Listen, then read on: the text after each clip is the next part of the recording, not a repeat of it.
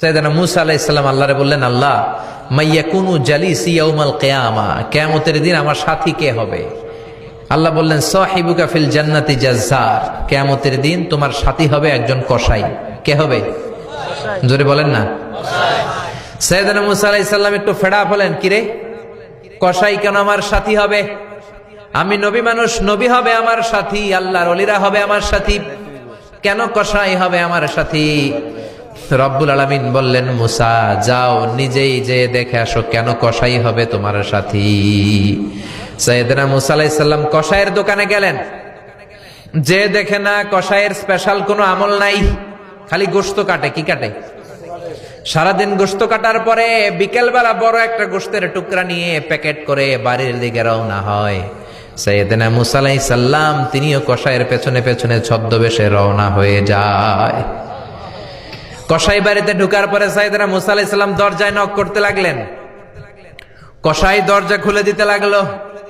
সাইয়েদনা মূসা আলাইহিস সালাম পরিচয় গোপন করে বলে, আমি একজন মুসাফির, আজকে রাতে ও কসাই ভাই আপনার বাড়িতে থাকতে চাই। কসাই বলে, আহলান সাহলান, আসেন, এই ঘরের মধ্যে বসেন, পাশের ঘরে আমার একটু কাজ আছে।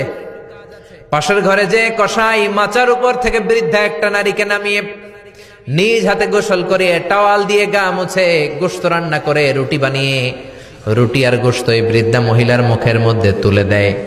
মহিলাটা তৃপ্তি সহকারে খাওয়ার পরে হাত দুইটা উপরের দিকে তুলে আঁচলটা পেতে আল্লাহর ডেকে বলে, আল্লাহ আমার ছেলের উপর আমি সন্তুষ্ট, এই বলে বিড়বিড় করে কি যেন দোয়া করে দেয়।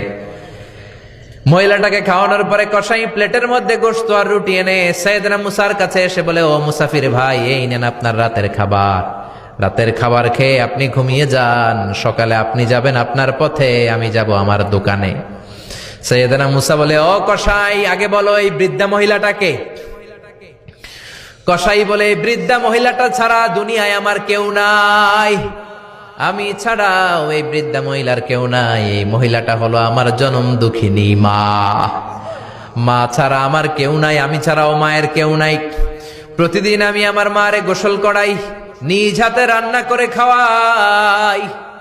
সাইয়েদনা মূসা বলে, তোমার মা হাত তুলে কি দোয়া করলো এটা বলো। কসাই বলে, আমার মা প্রতিদিন রাতে খুশি হয়ে একটা পাগলা দোয়া করে, গত কয়েক বছর ধরে এই দোয়াটা করছে, অনেক বছরের দোয়া, আমি জানি কোনোদিন এই দোয়াটা কবুল হবে না। সাইয়েদনা মূসা বললেন, কি দোয়া? কসাই বলে, আমার মা খুশি হওয়ার পরে চোখের পানি ছেড়ে দিয়ে হাত তুলে বলে, আল্লাহ আমি আমার ছেলের উপর অনেক সন্তুষ্ট, শুনেছি এই জামানার বনি ইসরায়েলের সবচেয়ে বড় পয়গম্বর, তার নাম নাকি মূসা কালিমুল্লাহ। আমি তোমার কাছে দোয়া করে গেলাম, আমার ছেলেরে তুমি ওই মূসা নবীর সাথে জান্নাতে ঢুকাইয়া দিবা।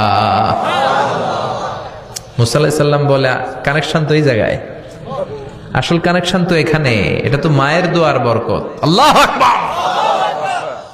এজন্য মায়ের দোয়ার বরকতে কসাইকেও নবীর সাথী বানিয়ে দিয়েছে কে?